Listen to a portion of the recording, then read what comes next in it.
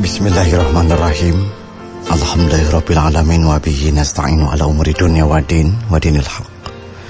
Liwadhihirahu ala dini kullih wa kafabillahi waliyan wa kafabillahi nasiru.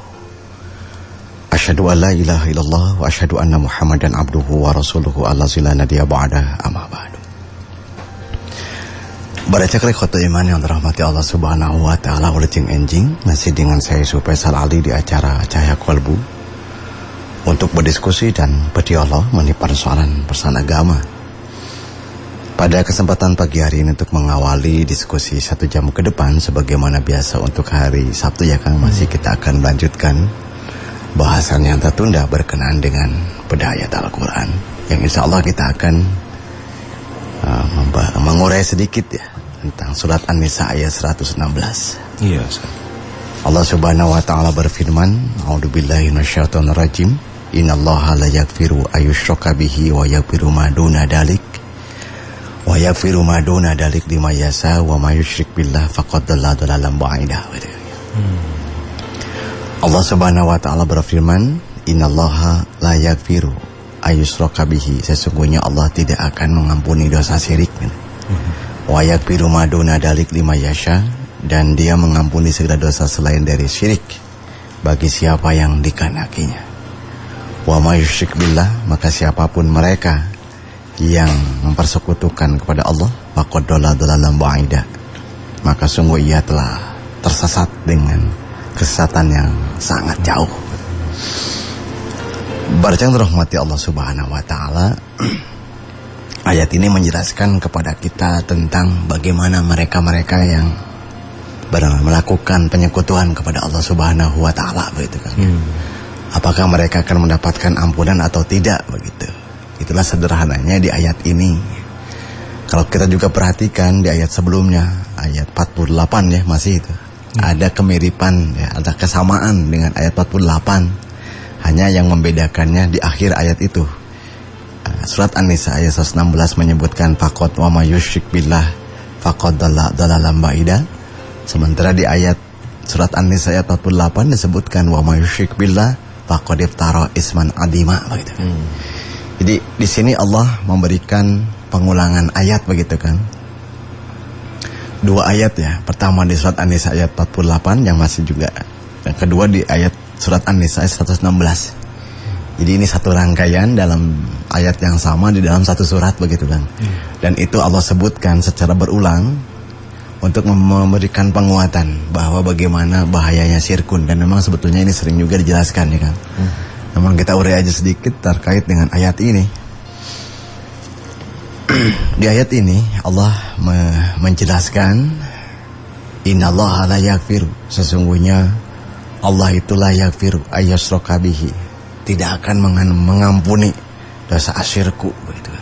Syirik itu kan menyekutukan, membuat persekutuan kepada Allah Subhanahu wa taala gitu. Maka kenapa Allah sebutkan innallaha la yaghfiru ayyushraka bihi? Sesungguhnya Allah tidak akan mengampuni dosa syirik ya. Dan ini digunakan dengan kalimatnya atas al-mustamir ya. Kapanpun, dimanapun gitu kan.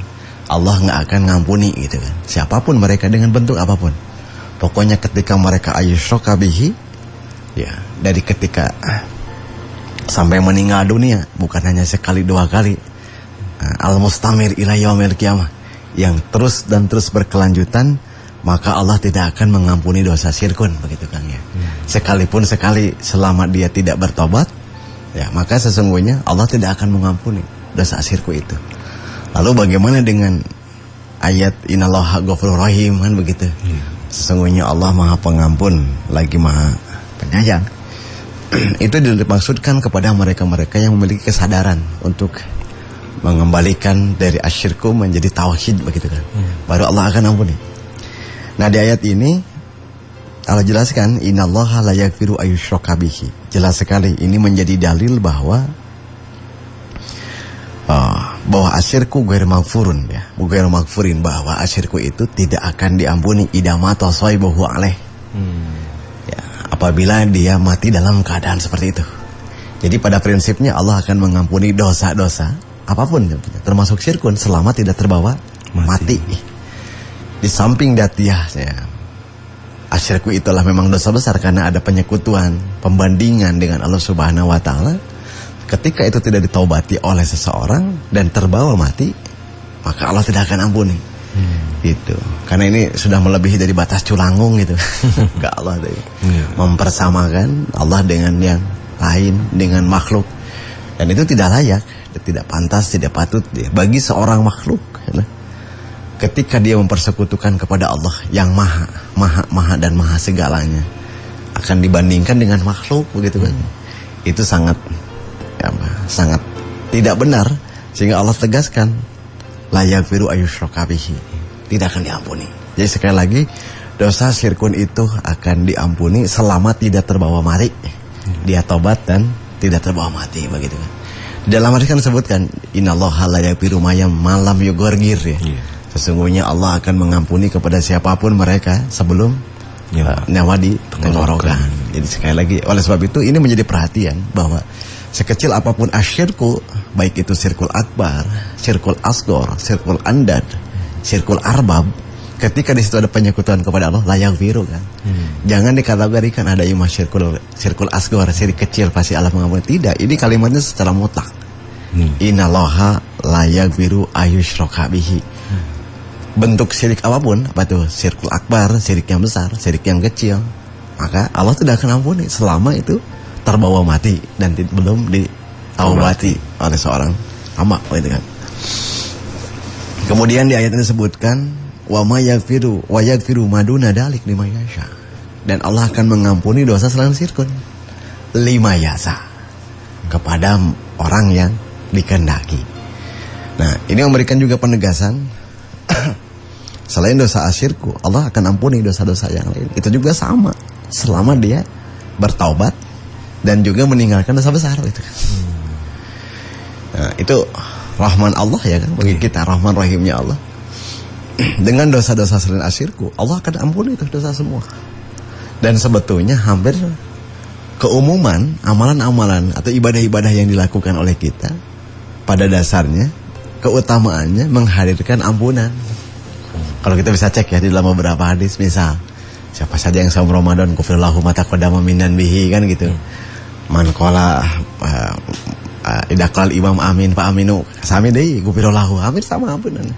Orang yang melakukan salat juga mendapatkan ampunan, hampir keumuman ya, dengan ibadah-ibadah yang lakukan itu mendapatkan ampunan dari Allah Subhanahu wa taala. Tentu saja selama dia meninggalkan dosa-dosa besar gitu kan ya. Jadi Allah akan ampuni dosa kecil, namun dosa besarnya ditinggalkan. Ya tang tos satu kan. Namun ageng ngoe teh sadikanturkeun mah nyawe nu alit sakadikan gitu. Tetapi itu pun sebagai sebuah atawabnya Allah, al-Ghaffar, al-Ghafurnya Allah. Karena siapapun mereka pasti akan mendapati dosa-dosa kecilnya. Yang terasa, tidak terasa pasti ada. Maka untuk penggugurannya, di samping juga taubat melakukan banyak ibadah. Tapi itu di ayat di dalam hadis sebutkan wa'at bil sayyi'atil hasanah tamhuha.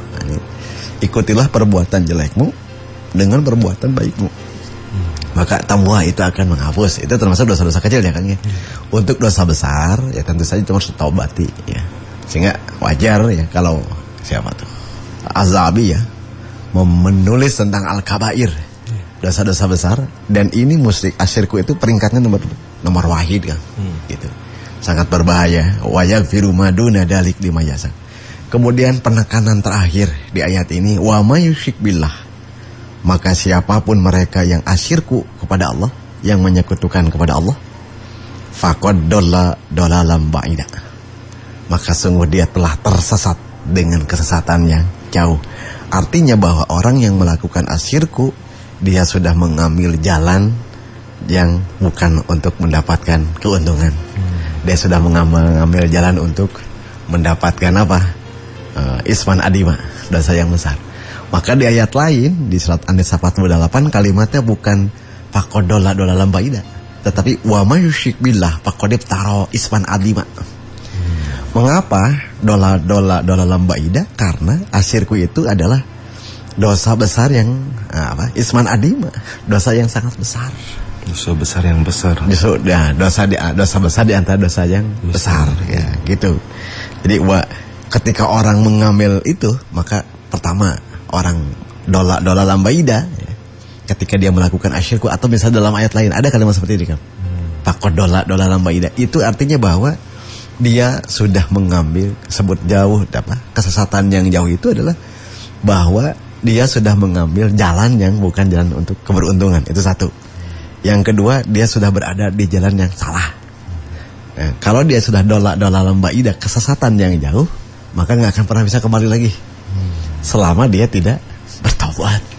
Maka sebutkan pakod dola lambaidah. Di ayat lain pakod iftaro isman azima. Itu bisa dicek dalam surat An-Nisa 48. Itu ada dua apa? Itu saling menguatkan. Mengapa dola lambaidah? Karena itu isman azima. Maka tidak heran di dalam ayat disebutkan innahu may yusyrik billah faqad haramallahu alaihil jannah. Karena itu kesesatan yang jauh, karena itu dosa yang besar, faqad haramallahu alaihil jannah. Itu dalam surat Al-Maidah kalau saya tidak salah ayat 72. Siapa saja yang asyirku billah faqad haramallahu alaihil jannah, maka akan diharamkan bagi dia surga. Ya. Dijauhkan. Jelas sekali lamun diharamkannya. Teu halal yang anu asyirku. Atau misalnya di dalam ayat lain disebutkan wa'budullaha wa la tusyriku bihi syai'an wa ma'wahu an-nar. Ya, siapa saja ya beribadahlah kalian kepada Allah wa la tusyriku bihi syai'an, dan janganlah kamu menyekutukan Allah, wa ma'wahu an-nar, dan tempat kembali dia an-nar gitu kan, neraka. Yang melengkap gitu kan, ancaman, siksaan, araya sadayana kan. Ini sederhananya saja ya. Atau dalam ayat lain disebutkan wa may yusyrik billah faka'an nama khara minas sama patuh tafuhu tayru au tahwi bihirri fi makanin sahikin ya. Siapa saja yang mempersekutukan sesuatu dengan Allah, maka ia seolah-olah jatuh dari langit lalu disambar oleh burung dan diterbangkan angin ke tempat yang jauh. Artinya nggak akan pernah balik lagi lah. Saking oleh sebab itu maka Allah sebutkan 2 kali di ayat ini, innallaha la yaghfiru ayyushraka bihi wa yaghfiru ma duna dalik liman yasha wa may yusyrik billah. Nah, panggalan eta kadina benten kan. Yani sama wa may yusyrik billah faqad iftara isman adima. Di ayat ini faqad dola lambaidah untuk mempertegas sekali lagi bahwa asyirku itu sangat membahayakan, merugikan siapapun mereka yang melakukan itu. Apakah dosa syirkul asghar, syirkul akbar, yang namanya juga asyirku, tetap saja menyekutukan. Jangan punya anggapan ada imah syirik kecil. Sehingga nama diampuni gitu. Tapi tidak ditobati punya anggar lah gitu ya. Dan itulah penjelasan sederhana terkait dengan surat An-Nisa ayat 116 ya. Wallahu a'lam bishawab. Iya, alhamdulillah turun Ustaz. Dan Barai Cakra silakan untuk yang mau bergabung kami tunggu seperti biasa melalui nomor radio Cakra di 081123400905. Iya, dan insya Allah untuk pembahasan Cahaya Kalbu di hari Sabtu seperti biasanya kita lanjutkan kembali untuk penjelasan terkait dengan bedah ayat Al-Quran berkenaan Quran surat An-Nisa ayat 116. Ini berkenaan dengan syirik ya Sat ya? Asyirku ya. Ya, asyirku. Dalam arti kata syirik di sini bukan iri ya Sat, bukan menyekutukan Allah. Baik, Barai Cakra, dan kita diingatkan kembali pula dengan pembahasan asyirku ini, bahwasanya memang betul ya Ustaz ya, kebanyakan mungkin bisa saja gitu kita itu tidak bisa merasakan bahwa kita telah menyekutukan Allah karena mungkin kurangnya ilmu yang kita istilahnya yang kita ketahui gitu Barai Cakra.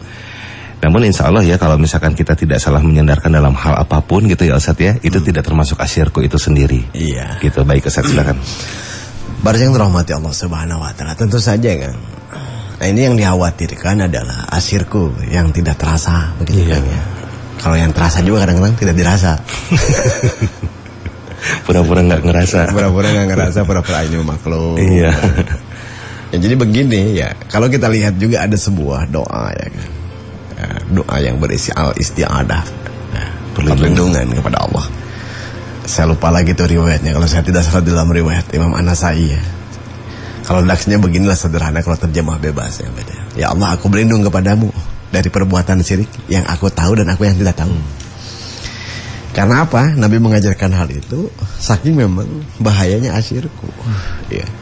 Dan ingat asyirku itu tidak hanya melulu begitu kan, membuat perbandingan seperti orang-orang terdahulu ya, dengan mempersamakan dengan berhala, mempersamakan dengan patung dan lain sebagainya. Bukan itu saja. Ya, asyirku itu setiap apapun mereka yang membuat penyekutuan, mempersamakan. Sandingan dan bandingan. Sandingan dan bandingan. Itu sama asyirku. Maka kalau kita lihat di dalam ayat kan ada dua ya, kita juga sering sampaikan, ada syirkul arbab, syirkul andad dan begitu. Kalau syirkul andad itu syirik yang berupa penyekutuan, ya membuat pembandingan dengan benda. Gitu. Itu asyirku atau makhluk seluruh makhluk begitu kan. Sementara al-arbab itu adalah asyirku fil hukmi. Penyekutuan, pembandingan hukum kepada seseorang. Misalnya orang lebih baik mengikuti hukum manusia daripada hukum Allah. Itu bisa dikategorikan sebagai asyirkul arbab. Syiriknya syirik arbab. Arbab ya. Kalau andad itu kebarang. Kan di urang mah sok sering nanti dikaitkannya ya. Ya, mempersekutukannya nanti yang patekong. Jangan yang keris gitu kan. Jangan yang kayak gitulah di urang. Dan itu tidak terasa oleh kita. Ketika dia menyandarkan kepada selain Allah pun bisa terjadi. Ya, asyirku yang kita tidak rasa misalnya. Ya. Orang menyandarkan kesembuhan bukan kepada Allah. Itu khawatir juga menjadi asyirkunya. Sebab itu kan kalau tidak salah itu Nabi Ibrahim ya, ketika dia menyatakan wa idza maridtu fahuwa yashfin, itu menyandarkan kesembuhannya kepada Allah. Saking tidak ada yang lain bisa disandarkan dan tidak ada penyamaan bagi Allah. Maka Allah tegaskan, kenapa asyirku yang di sini disebutkan di ayat ini untuk lebih sekali lagi mengingatkan bahwa tidak layak manusia mempersamakan dengan kemahaan Allah. Di situ. Ya, kalau Allah itu maha segalanya, manusia itu makhluk itu maha kelemahan, maha segala lemah begitu. Sekarang mau dibandingkan, dipersekutukan, ya, ditandingkan dengan Allah, disajajarkeun nya moal sajajar atuh kan.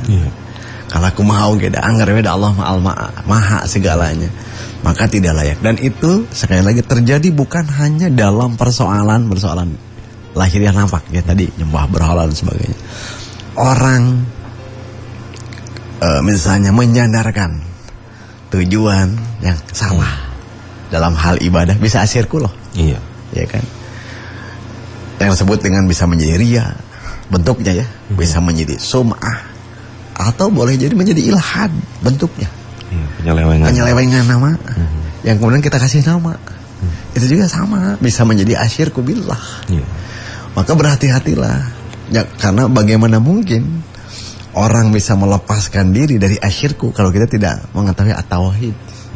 Maka di samping belajar mengetahui at-tauhid, tahu juga tuh asyirkunya kayak gimana. Ya, belajar ilmu tauhid, belajar ilmu syirik juga. Ya, tapi bukan untuk diamalkan kan gitu. Untuk membanding, oh yang ini yang benar, ini salah. Dan itu pun ketika orang berpindah dari asyirku ila tauhid itu pun hijrah. Betul. Itu pun sebagai bagian dari hijrah kita kepada Allah Subhanahu wa taala. Maka banyak ancaman terkait dengan ini begitu kan. Kalau di dalam hadis misalnya Rasul kan pernah ditanya oleh Ibnu Mas'ud, "Ya Rasulullah, ayyudan bi a'zam?" Dosa apa yang paling besar? Kata beliau, "Anta ja'ala lillah nidan wa huwa khalaqaka." Kamu menjadikan kepada Allah itu sebuah sekutu. Wa huwa khalaqaka, sementara dia itu menciptakan. Bahkan jangan salah loh, itu bisa menjadi hijab terhadap doa dan ampunan. Penghalang. Maka ada hadis Nabi yang menyatakan la tajalul maghfirah 'alal abdi malam yaqil hijab.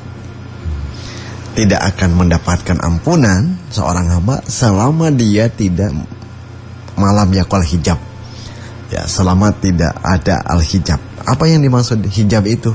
Rasul ditanya, "Wa mal hijab ya Rasulullah?" Al-isyrak billah.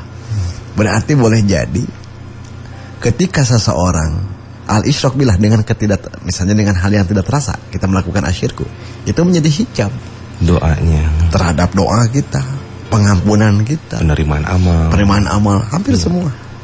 Termasuk juga pengetahuan. Boleh jadi, mohon maaf dengan segala hormat, keyakinan kita akan ketahui dan melemah karena hati kita sudah terisi dengan al-isyrak billah yang tidak terasa. Pansok kitu urang. Ulah musik iraha cenah abdi mah kuburan, patung ente nya kan eta mah jelas gitu. Tapi ada hal yang lain yang memang kita tidak terasa dan itu sangat membahayakan, bahkan bisa merusak. Ya, ketika orang menyandarkan diri terhadap dirinya asyirku juga. Seperti kemarin lah kita cerita ya, ketika Firaun menyatakan anak Rob bukumul a'la. Aku ini Rob kalian. Dia membuat bandingan dengan siapa? Dengan Allah. Maka dia pun termasuk sikap perilaku asyirku. Karena dia membandingkannya bukan dengan orang lain, dengan dirinya. Itu pun sama. Ketika membuat penyekutuan, pembandingan, penyamaan dengan yang lain, ingat itu berbahaya. Ya ampun, ya apa? Ancamannya bukan main, Kang. Di sini juga dijelaskan ya tadi. Wa ma'wahu annar. Tempat kembalinya neraka. Haramallahu alaihi jannah. Haram bagi dia aja. Surga kan gitu. Ini untuk mempertegas jangan sampai itu terjadi begitu ya. Wallahu a'lam bishawab. Baik, dan ya alhamdulillah Baraya Cakra kita pun juga diingatkan kembali karena memang banyak masuknya pertanyaan Ustadz ini tentang doa Ustadz. Ternyata alhamdulillah barusan sudah Ustadz informasikan ulang lagi ya Ustadz ya tentang doa itu sendiri. Kadang kita itu ini kalau menurut penyadaran ya Baraya Cakra, kalau misalnya kita menurut penyadaran bahwasanya kita itu kadang suka terlampau gini Ustadz, suka terlampau berbesar hati ketika berdoa tanpa memperhatikan tentang cara berdoa dan juga pola dari berdoanya itu sendiri. Ya, silakan. Iya. Barusan rahmati Allah Subhanahu wa taala ya. Tentang al-adiyah juga sama. Kita punya pengetahuan. Ya, kenapa aja di bahasan setiap hari apa? Hari Jumat. Zikir dan doa masyarakat. Betul. Ya. Kita urai sedikit-sedikit bagaimana prinsip-prinsip di dalam berdoa yang kita peroleh dari bagaimana cara berdoanya para nabi yang mereka mendapatkan pengajaran dari Allah Subhanahu wa taala. Jadi enggak asal berdoa. Tidak asal berdoa. Maka banyak hal yang harus diperhatikan di dalam berdoa. Ya. Di samping penghalangnya juga sama ya. Penghalangnya itu banyak hal. Kalau lihat apa yang menjadi pandangan Ibrahim bin Adam itu kan ada 10.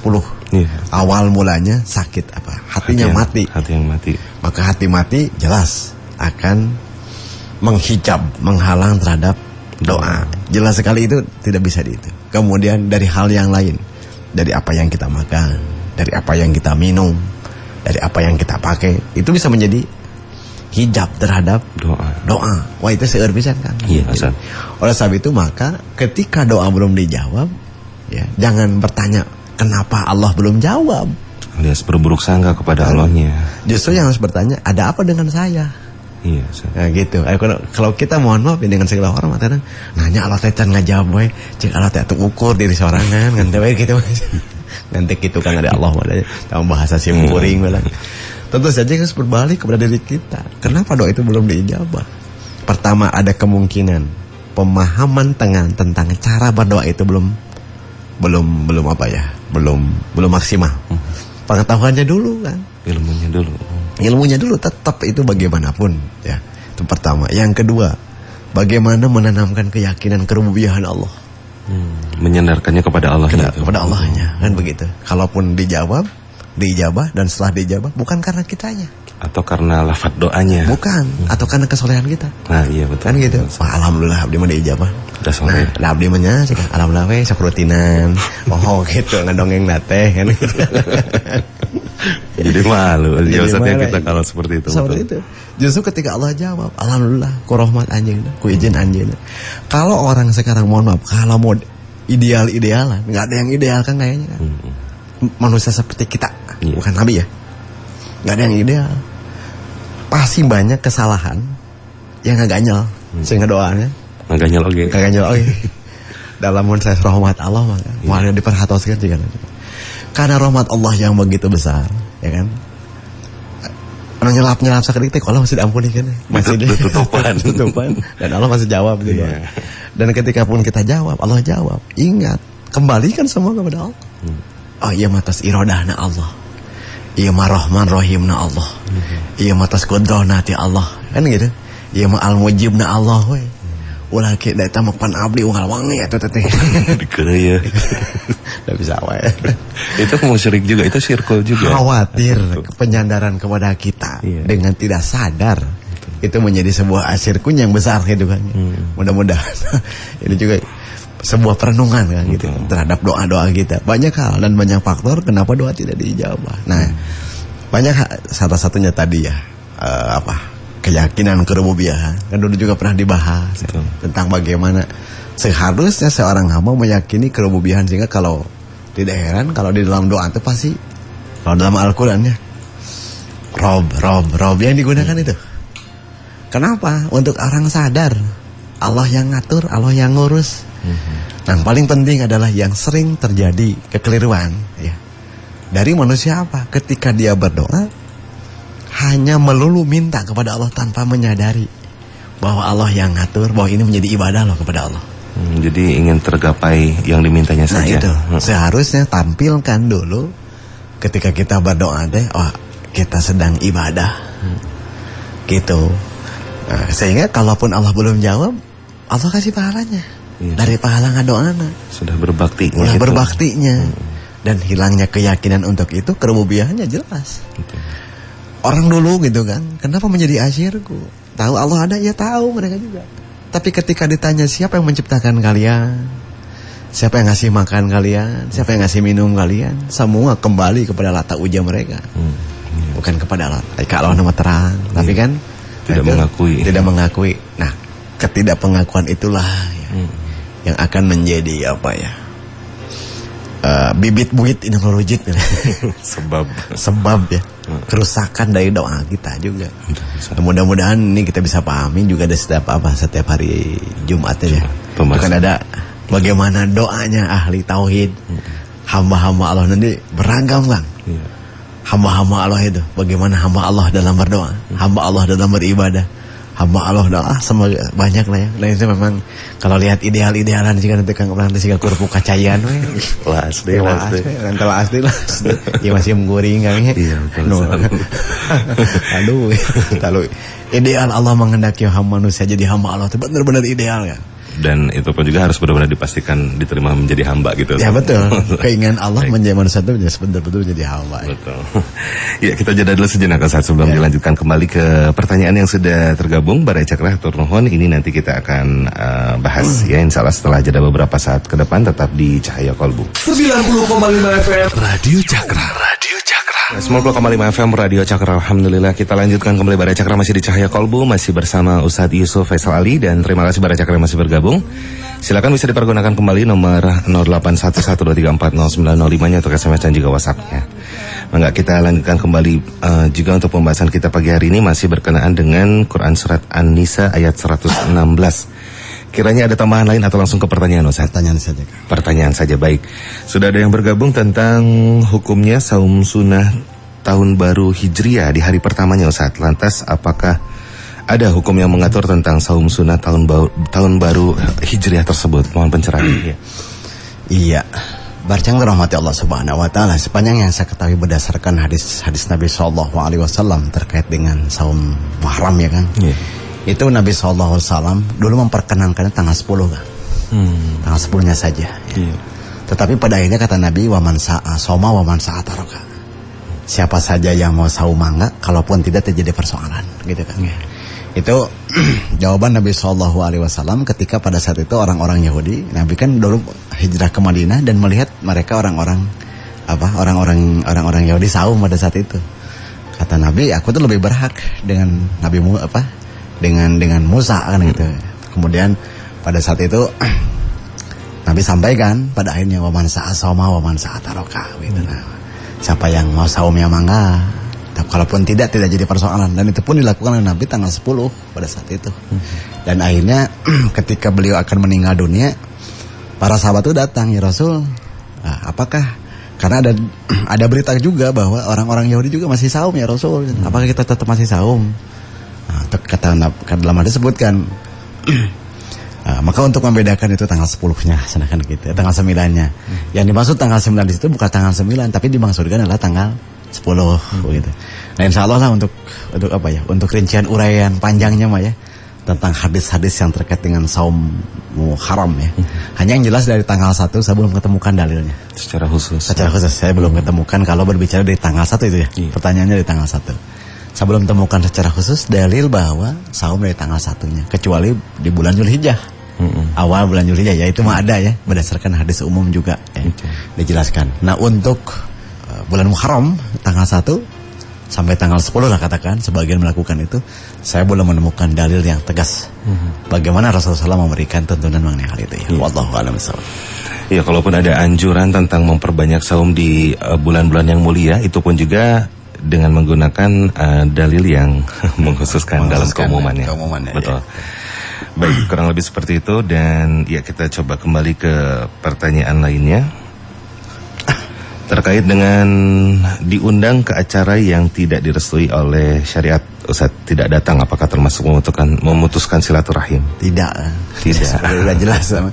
Memang ada kewajiban ya bagi seorang muslim ya, 5 hakul muslim alal muslim situn, bahkan lain khamsun ya. Hak muslim terhadap muslim yang lainnya ada 5. Dalam riwayatnya ada 6. Salah satunya ketika diundang maka hadir. Sebagian para ulama memberikan penegasan bahwa itu apabila yang undangan itu yang bersifat perkara-perkara yang mubahah, yang dibolehkan ya. Selama itu tidak perkara yang tidak diperbolehkan, ya tidak untuk hadir juga. Dan jangan hadir sebetulnya. Jangan hadir gitu. Tidak memutuskan silaturahmi, hanya memutuskan kegiatan hari itu. Gitu. Nanti untuk silaturahimnya sendiri nanti insyaallah di grup lah ya, sampai diulang kembali. Baik Ibu Imas, terima kasih banyak. Dan berikutnya dari Bunda Ira tentang Quran Surat Ali Imran ayat 39 Ustaz, terkait dibolehkan, apakah dimaksudkan bahwa kita dibolehkan berdoa pada saat sholat ketika posisi berdiri Ustaz? Dan kalau benar, saat tepatnya kapankah itu? Apakah pada saat ruku atau bagaimana? Sementara yang jelas kita tahu pada saat sujud dan sebelum salam. Mohon penjelasan Ustaz. Jadi Zakaria ya Ustaz ya. Itu Zakaria itu ketika di mihrab itu berdoa Ustaz. Pada saat berdiri sebelum didatangi Jibril ya, untuk memberikan informasi. Jadi begini, setelah Nabi Zakaria berdoa kepada Allah, Rabbi habli miladunka dzurriyyatan thayyibatan, itu kan sebuah doa Nabi Zakaria pada saat itu untuk meminta keturunan, karena memang istrinya juga sedang tidak produktif lah, katakan seperti itu, mandul. Maka dimohon untuk dijawab oleh Allah. Ya, panadatul malaikah. Jadi di situ bukan berdoa sambil berdiri, bukan. Maksudnya malaikat ngasih tahu jawaban Allah terhadap permohonan Nabi Zakaria. Ketika itu Nabi Zakaria sedang sholat. Dikasih tahu begitu, bukan berdoa ketika sambil berdiri. Bukan. Panadatul malaikah wa huwa qaimun yusolli. Yang pada saat itu Nabi Zakaria sedang sholat, baru dikasih kabar. Yubashiruk ya. Allah memberikan kabar kepada Nabi Zakaria melalui malaikat, maka Allah akan memberikan keturunan. Nah itu maksudnya. Jadi informasi dari Allah atas jawaban doa lah gitu kan. Jadi itu momentum diijabah. Diijabah begitu. Bukan dalam posisi berdoanya sambil berdiri. Jadi setelah itu berdoa, Allah jawab. Hanya Allah, Jibril datang kepada Nabi Zakaria ketika dia sedang sholat. Bukan hal yang aneh bagi para nabi mana. Tiba-tiba gitu. Tiba-tiba gitu bukannya hal yang aneh. Seperti hanya Nabi Muhammad SAW ketika ruku turun surat Al-An'am. Eta ruku ngamplang lama saat bangkit. Ya Rasul, kenapa lama? Tadi surat Al-An'am turun, Allah menurunkan surat Al-An'am. Kira-kira sederhananya seperti itu. Jadi bagi para nabi ketika dia sholat, itu datang malaikat itu bukan hal yang aneh begitu kan ya. Nabi juga sering terjadi hal-hal seperti itu. Tiba-tiba ngurunyung gitu kan. Nabi sedang sholat. Ada satu riwayat saya lupa lagi. Ketika Nabi sholat, Nabi hanya tersenyum gitu. Setelah selesai sholat, kenapa ya Rasul tersenyum? Tadi malaikat ngalangkung. Jadi sekali lagi itu adalah kabar gembira atas doa yang disampaikan oleh Nabi Zakaria. Bahwa Allah akan dijawab doanya. Ketika pada saat itu Nabi Zakaria sedang sholat begitu kan. Jadi bukan ngadoa sedang sholat sambil berdiri, bukan. Atau sedang ruku, bukan ini ya. Tetapi jawaban Allah atas doanya Nabi Zakaria. Dan itu dijawab melalui malaikat ya, lewat malaikat Jibril. Pada saat itu Nabi Zakaria sedang sholat. Itu di ayatnya. Kalau kita cermati secara terjemah harfiah jadi dulu ya Kang ya. Panadatul malaikatu wa huwa qaimun yusolli fil mihrab. Malaikat itu datang menyeru wahwa qaimun, sedangkan dia maksudnya ke Nabi Zakaria yusolli fil mihrab, bahwa dia sedang sholat di mihrab. Isinya apa? Anallaha yubassiruka bi Yahya musaddiqan bi kalimatin minallah wa sayyidan wa khuduran wa hasuran wa nabiyan. Jadi itu menjawaban Allah terhadap doanya Nabi Zakaria dan itu ketika Nabi Zakaria sholat. Betul. Ya, Allah. Ya, karena kembali lagi juga kepada ini Ustaz, diutusnya Nabi dan para Rasul itu kan sebetulnya untuk dua hal ya, basyirun wa nadirun. Ya, gitu basir, ya. Nadir kan gitu. Pemberi kabar gembira, pemberi kabar peringatan. Iya. Itu ya. Jadi itu tugasnya para nabi kan tadi gitu kan. Mungkin tadi Basir ya Ustaz. Yubasiroka. Pada satu Allah kabarkan kabar gembira itu. Dijawab ya cek malaikat itu. Ya, dijawab dong ke bakal aya cenah gitu. Hanya pada saat itu jawaban itu disampaikan oleh Jibril ketika Nabi Zakaria sedang sholat. Pada orang mau mungkin terus ngadoa tuh cenah itu teh. Karena satuna sob cenah itu teh Allah ente siapa Allah Nabi ge sange. Kayak ngurunyung cenah sekedap deui. Iya, sangat baik. Ya, dan Ustaz karena waktu pun juga sudah tidak mencukupi untuk kebersamaan kita. Alhamdulillah jazakallahu khairan. Ya, terima kasih banyak untuk Bara Cakra yang sudah bergabung dan insya Allah untuk besok Ustaz. Ya, insya Allah. Iya, kita lanjutkan kembali juga Bara Cakra untuk kajian kelas Cahaya Kalbu masih berkenaan dengan salat ya Ustaz ya. Ya. Kaifiat salat mangga Bara Cakra bisa diikuti. Insya Allah besok akan dilaksanakan di Pawanang seperti biasa Ujung Bro. Ya. Langsung saja Bara Cakra, saya yang mewakili bertugas Ardian undur pamit. Aqul qali hadza wa astaghfirullah li wa lakum. Assalamualaikum warahmatullahi wabarakatuh.